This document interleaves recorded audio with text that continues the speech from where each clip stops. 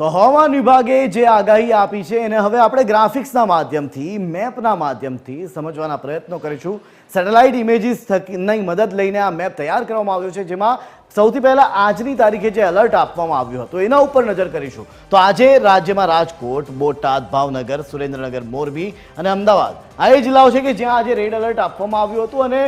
મહત્તમ વરસાદ આ જિલ્લાઓમાં વરસી શકે એ પ્રકારનું એલર્ટ હતું અને એ પ્રકારે થોડો વરસાદ વરસ્યો પણ છે। આ તરફ કચ્છ, પાટણ, વાવ-થરાદ, બનાસકાંઠા, મહેસાણા, સાબરકાંઠા, અરવલ્લી, ગાંધીનગર, ખેડા, આણંદ અને ભરૂચ સહિત આ તરફ અમરેલી અને જામનગર કે જ્યાં આજે ઓરેન્જ એલર્ટ આપવામાં આવ્યું હતું અને એ જ પ્રકારનો વરસાદ આજે વરસ્યો છે। આજનો સરેરાશ વરસાદની જો વાત કરવામાં આવે તો આખા રાજ્યમાં સરેરાશ 3 ઇંચ જેટલો વરસાદ વરસ્યો છે। છેલ્લા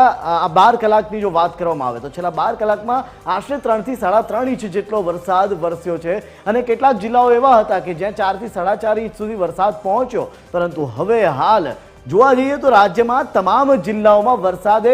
આંશિક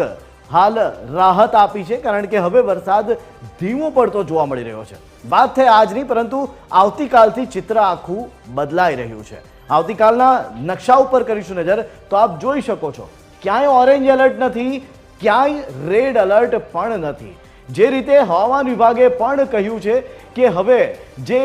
ટર્ફ સર્જાયું હતું એ લો પ્રેશરમાં ફેરવાઈ રહ્યું છે અને એ હવે આગળ રાજસ્થાન તરફ આગળ વધી રહ્યું છે, જેના કારણે મોન્સૂન ટર્ફ હાલ સક્રિય તો છે પણ ઓગસ્ટમાં સામાન્યથી ઓછો વરસાદ વરસશે અને એવું જ કંઈક મેપમાં પણ જોવા મળી રહ્યું છે। અને મેં આપને જણાવ્યું એ રીતે કે જે ટર્ફ સર્જાયું હતું જે રાજસ્થાન તરફ આગળ વધી રહ્યું છે, જેના કારણે કચ્છ, મોરબી, સુરેન્દ્રનગર, પાટણ, મહેસાણા, સાબરકાંઠા અને બનાસકાંઠા સહિત વાવ-થરાદ એવા જિલ્લાઓ છે કે જ્યાં હજી પણ યલો એલર્ટ છે, એટલે કે છૂટો છવાયો ઝરમર વરસાદ આવતીકાલે વરસી શકે છે। સાથે જ બાકી આખા રાજ્યમાં આવતીકાલથી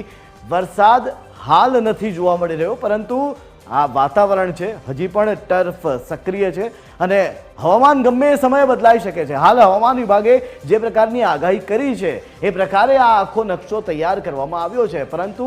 આપને એ પણ જણાવી દઈએ કે આવતીકાલથી હવે ધીરે ધીરે અલ નીનોની જે અસર હતી કે જે નહિવત થઈ ગઈ હતી એ અસર પણ હવે ધીરે ધીરે સક્રિય થશે, જેના કારણે વરસાદનું જોર ઘટી શકે છે।